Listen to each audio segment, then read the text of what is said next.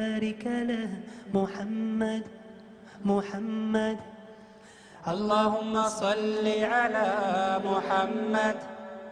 اللهم بارك على محمد.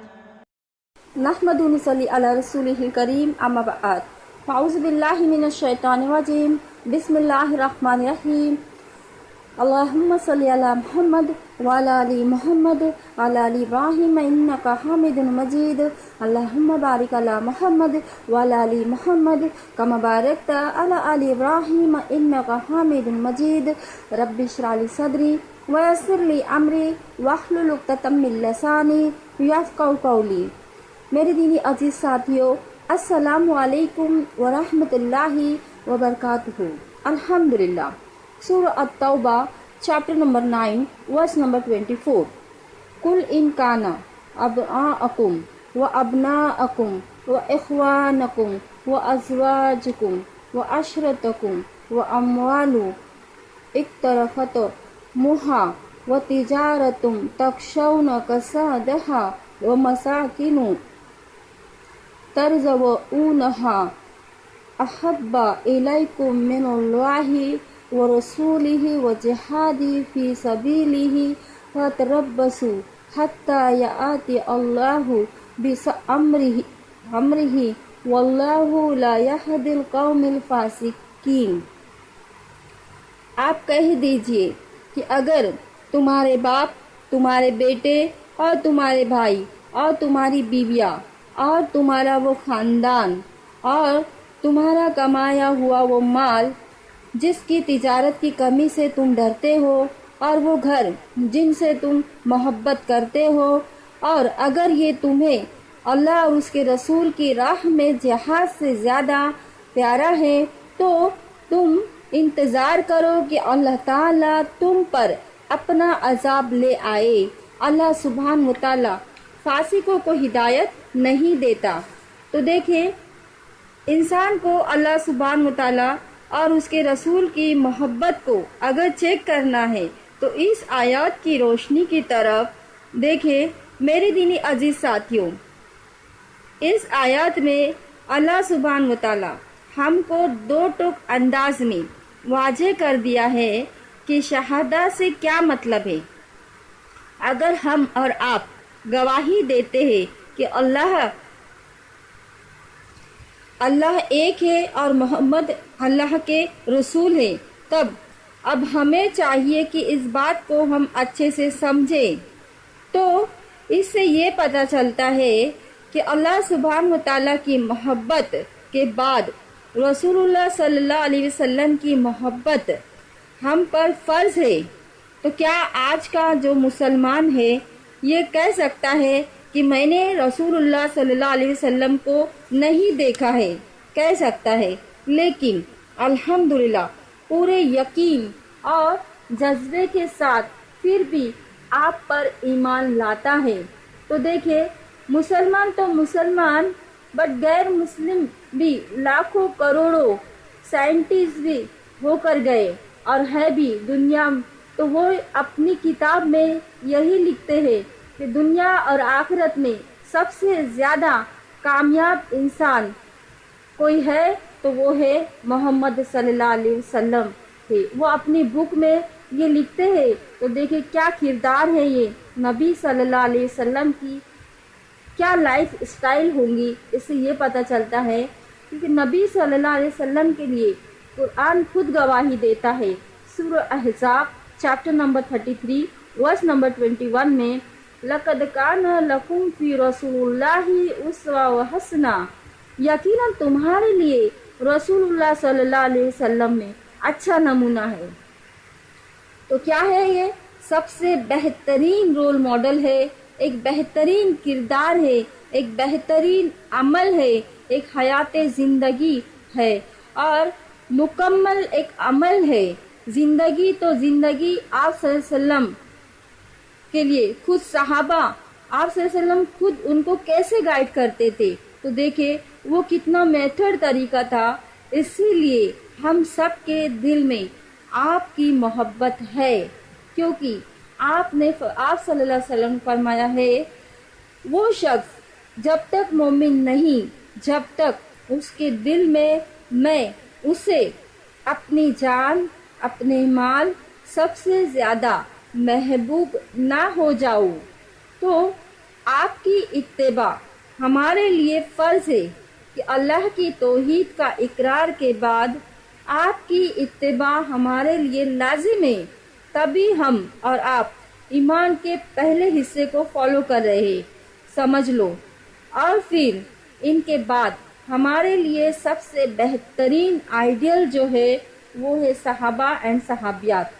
کیا انداز تھا ان کا کہ آپ کے وضو کے پانی کے لیے بھی وہ لپک پڑتے تھے، اور کیا ہستی تھے پھر یہ نبی صلی اللہ علیہ وسلم۔ اور آج بھی لوگ ان سے اتنی محبت کرتے ہیں کہ ان کے نام کو اپنے نام کے آگے محمد لگانا پسند کرتے ہیں، الحمدللہ۔ لیکن اب ہم آتے ہیں اپنے اصل موضوع کی طرف کہ جب 12 ربیع الاول کا مہینہ آتا ہے تو ہمارا معاشرہ جھوم اٹھتا ہے نبی صلی اللہ علیہ وسلم کی یادوں میں۔ کس طرح وہ دیکھتے ہم کچھ اس طرح، روشنی تو کر لی ہم نے اکڑے والی تار سے، اور میلادیں ہو رہی ہے جھوم جھوم کے اکڑے والی تار سے، یہ محبت اور یہ چوری اکڑے والی تار سے، یہ درود اور سلام ہو رہے ہیں اکڑے والی تار سے، یہ مٹھائیوں کی ریل پیل ہو رہی ہے اکڑے والی تار سے، جھوم جھوم کر قوالیاں ہو رہی ہے اکڑے والی تار سے، عاشقوں کے جوش اور جذبات ہو رہے ہیں اظہار اکڑے والی تار سے، وہ محبت، وہ اتباع اور وہ عبادت ہو رہی ہے اکڑے والی تار سے۔ تو کیا میرا یہ سوال ہے، کیا یہ نبی صلی اللہ علیہ وسلم کی محبت کا اظہار ہے اس طرح برتھ ڈے سیلیبریٹ کرنا؟ یہ کہاں کا پرنسپل ہے؟ اگر یہ سب کرنا سنت ہوتا تو سب سے پہلے مسجد نبوی کو ڈیکوریٹ کیا جاتا، اور آپ ذرا سوچے کیا منظر ہوتا مدینہ کا، سب طرف پوری فل لائٹنگ اور بہت ہی بہترین، بہت خوبصورت جشن منایا جاتا 12 ربیع الاول کو۔ پر آپ دیکھیے ہسٹری اٹھا کر، ہسٹری گواہی دیتی ہے کہ مدینہ میں آج تک ایسا کوئی بھی دن آپ صلی اللہ علیہ وسلم کے جانے کے بعد یا آپ صلی اللہ علیہ وسلم کی لائف میں کبھی بھی سیلیبریٹ نہیں کیا گیا۔ تو یہ کیسی محبت ہے ہماری کہ ٹھیک ہے، آپ کو اگر اس مہینے میں آپ صلی اللہ علیہ وسلم کا برتھ ڈے سیلیبریٹ کرنا ہے، جشن منانا ہے، تو ٹھیک ہے، اچھی بات ہے۔ اللہ سبحانہ و تعالی ہر کسی کے جذبے کو قبول کرے، کیا پتا کس کی کون سی ادا اللہ کو زیادہ پسند آئے، لیکن اس کو کچھ اس طرح کرے جیسے بلڈ ڈونیٹ کے کیمپ لگائے، آئی ٹیسٹنگ کے کیمپ لگائے، اور جس طریقے سے ابھی جو مہاماری چل رہی ہے کورونا وائرس، اس کے ٹیسٹنگ کے کیمپ لگائے، اور بھی بہت سی چیزیں ہیں، چیریٹیز کرے، غریب کی مدد کرے، مسکین کی مدد کرے، کسی کی فیس دو، کسی کے اسکول، کالج، ٹیوشن، مدرسہ، یہ سب چیزوں کی فیس دو اگر وہ پریشانی میں۔ ظاہر سی بات ہے ہم سب بہت ہی تکلیف کے منظر سے جو اس حالات ہے اس حالات سے گزر رہے ہیں کورونا وائرس اور کی وجہ سے۔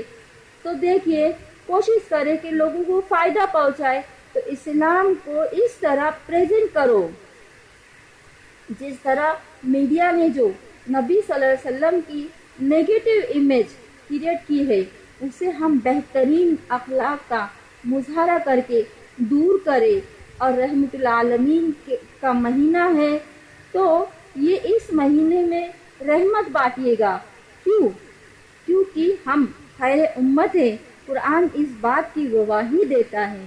سورۃ آل عمران چیپٹر نمبر 3 ورس نمبر 110 میں کنتم خیر امت اخرجت الناس تأمرون بالمعروف وتنہون عن المنکر، کہ تم خیر امت ہو، تم لوگوں کے لیے نکالی گئی ہو، اور تم لوگوں کو نیکی کا حکم دوں گی، برائی سے روکوں گی، اور خود بھی عمل کروں گی۔ تو دیکھیے یہ امت جو ہے ہماری، یہ خیر والی امت ہے، یہ برائی کو روکنے والی امت ہے اور واقعی میں عمل بھی کرنے والی امت ہے، لیکن ہم اس کو جو ہے دیکھیے کس طرح پیش کرتے ہیں۔ سب سے پہلی بات تو یہ ہے کہ نبی صلی اللہ علیہ وسلم نے فرمایا مومن کی مثال بھی کیا خوب ہے، جب اسے خوشی ملتی ہے تو وہ شکر کرتا ہے، اینڈ جب اسے تکلیف پہنچتی ہے تو وہ صبر کرتا ہے۔ تو اب ہم اتنے افضل نبی صلی اللہ علیہ وسلم کی امت ہے، تو کیا ہمارا ایسا عمل ہمیں زیب دے گا؟ کیا نبی صلی اللہ علیہ وسلم اس عمل کو پسند کیے تھے یا کریں گے جو 12 ربیع الاول کے دن جشن منایا جاتا ہے؟ آپ اور ہم دیکھتے ہیں کہ جس وقت یہ جلوس نکلتا ہے وہ کون سا ٹائم ہوتا ہے؟ وہ ہوتا ہے 4 بجے کے بعد، یعنی کہ عصر سے اس کا ٹائم شروع ہوتا ہے، عصر مغرب اینڈ عشاء میں جا کے پورا اینڈ ہوتا ہے۔ تو دیکھیے کتنے افسوس کی بات ہے۔ سب سے پہلی بات تو عصر کی نماز چھوٹ گئی، دوسری بات تو مغرب میں جو ہے جشن کی وجہ جشن میں جو ہے سب لوگ جھوم کے گھومتے پھرتے ہیں اور کس طریقے سے وہ راستہ روک کر کس طریقے سے جشن سیلیبریٹ کیا جاتا ہے۔ مغرب کے ٹائم پہ اذان ہوتی ہے مغرب کی اور کتنے سارے لوگ روڈ پہ اس طریقے سے گھومتے پھرتے اور جو ہے تو ریلی چلتی ہے اور پھر اس طرح عشاء میں جا کے گھر پہ تھک کر سو جاتے ہیں، کیونکہ ہماری تمام بہنیں بھی ہمیں دیکھنے ملتی ہے راستے میں جشن مناتے ہیں۔ کیا کرتی ہے؟ افسوس کی بات ہے، حلوہ پراٹھا کے لیے ہاتھ پھیلاتی ہے بیچاری عورتیں، اور بچوں کی تعداد بہت زیادہ پائی جاتی ہے۔ اللہ سبحانہ و تعالی ہدایت دے ہمارے معاشرے کو صحیح دین سمجھنے کی۔ کیا یہ صحابیہ نے ایسا کیا تھا؟ کبھی نہیں کیا۔ کیا ہم ان سے زیادہ محبت کرتے ہیں آپ صلی اللہ علیہ وسلم سے اور صحابیہ سے؟ نہیں کرتے ہم۔ تو ہمیں کرنا چاہیے، اس کے لیے ہمارے پاس بہت ہی بہترین رول ماڈل ہے۔ سب سے پہلی چیز دیکھیے، ارے صحابیہ تو اتنی محبت کرتی تھی کہ ان کے لیے اپنے شوہر، اپنے بھائی، اپنے بچے تک کے قربان کرتی تھی۔ ہمارے لیے سب سے بہترین آئیڈیل ہے جو الحمدللہ میرے بھی بہت فیوریٹ ہے وہ ہے ام خلاد رضی اللہ تعالیٰ عنہ۔ میں بار بار ان کے بارے میں بولتے رہتی ہوں کیونکہ واقعی میں کیا جگر بولیں گے ان کا، کہ کس طریقے سے وہ نبی صلی اللہ علیہ وسلم سے محبت کرتی تھی۔ جنگ کے میدان میں ان کا شوہر، ان کا بھائی، ان کا بیٹا، دیکھیں یہ ایک عورت کی لائف میں سب سے زیادہ ویلیوبل کوئی شخصیت ہوتی ہے تو وہ ہے شوہر، بھائی، بیٹا، لیکن یہاں پر تینوں شہید ہوئے ہیں۔ ام خلاد نے اپنا کیمل لیا اور تینوں لاشوں کو لے کر اس کیمل پر چلی مدینے کی طرف، اور راستے میں حضرت عائشہ رضی اللہ تعالی عنہا کہتی ہے اے ام خلاد یہ کیا ہے، آپ کیا لے کر جا رہی ہے اس کیمل پر؟ تو وہ کہتی ہے بڑے خوشی سے بے فکر رہے کہ اللہ کے رسول صلی اللہ علیہ وسلم کو کوئی تکلیف نہیں، وہ بخیر ہے، بڑی خوش قسمتی کا مقام ہے۔ کچھ لوگوں کو اللہ سبحانہ و تعالیٰ نے شہادہ کا مقام عطا کیا ہے، اس میں میرا بھائی، میرا بیٹا، میرا شوہر بھی اس میں شامل ہے۔ اب میں ان تینوں لاشوں کو مدینہ لے کے جاؤں گی تاکہ نبی کریم صلی اللہ علیہ وسلم ان کے جنازے کی نماز پڑھائے۔ اللہ اکبر۔ تو یہ تھی محبت رسول صلی اللہ علیہ وسلم۔ اب دیکھیے اپنی جان، اپنا مال اور اپنی اولاد، اپنا بھائی، اپنا شوہر سب کچھ قربان کرتی تھی، اور آج ہمارے لیے بہت ہی شرم کا منظر دکھتا ہے ہمیں ایسے حالات اور ایسے پروگرام جب سیلیبریٹ کیے جاتے ہیں۔ افسوس کی بات ہے ہماری عزیز بہنیں روڈ پر حلوہ پراٹھا لینے کے لیے نعوذ باللہ نامحرم لوگوں سے دھکا بکی تک کرتی ہے. نعوذ باللہ. دیکھا تو یہ بھی جاتا ہے کہ اگر ان کے بچوں کو حلوہ پراٹھا آئس کریم نہ ملے تو وہ جھگڑا تک کرتی ہے اور بد زبانی تک کے استعمال کرتی ہے.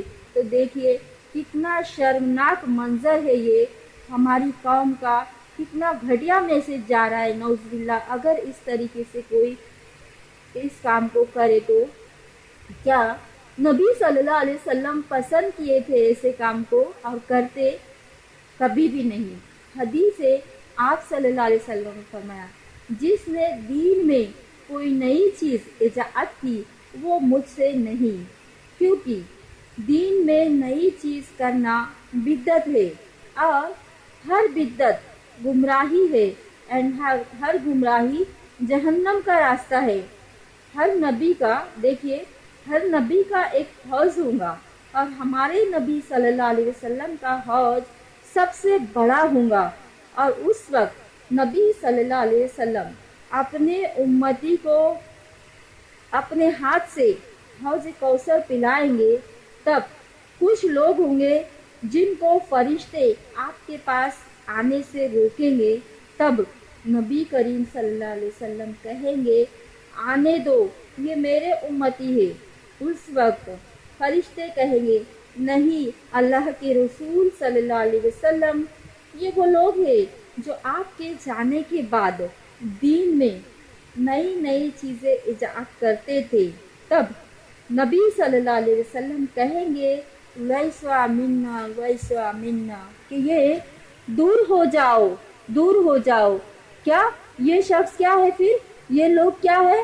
ہم میں سے نہیں. تو دیکھیے نبی صلی اللہ علیہ وسلم بھی وہاں پر ایکسپٹ نہیں کریں گے جو یہ کام کرے گا، جو دین میں نئی شریعت لائیں گا.